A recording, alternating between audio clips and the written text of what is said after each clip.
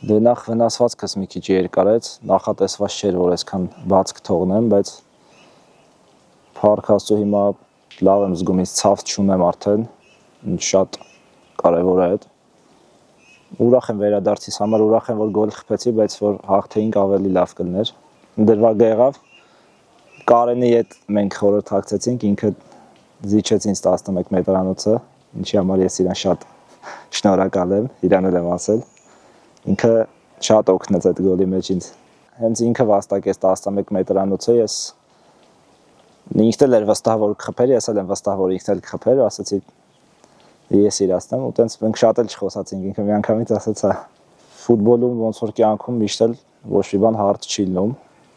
ու այդ պահերը պետքա ի նպաստ ծառայեցնել մեզ, որովհետև ոնց որ հաղթում ես, վաղը կարա սպարտվես, խաղա, ու պետքա մաքսիմում ճիշտ հետևություններ անենք, թե հաղթած, թե պարտված խաղերից, տարին շատ լավ ենք սկսել, ու ես հույս ունեմ շատ լավ էլ կավարտենք, որտեղ բոլոր նախադրյալները կա թիմում այդ ստանալու համար այդ արդյունքը,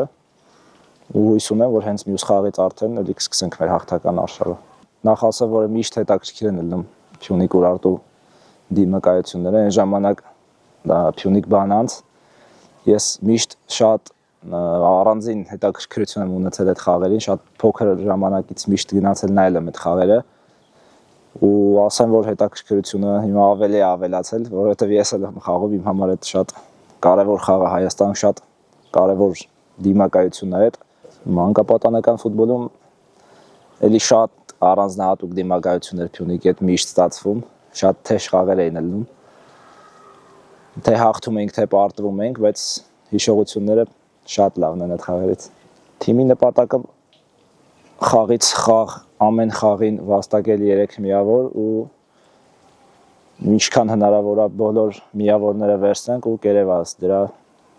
հուսով եմ, որ մեր թիմը միշտ ամենաբարձր նպատակներով է հանդես գալիս առաջություններում, վերջի տարիներին էլ, ու հույս ունենք, որ շատ մեր ուզածին կհասնենք։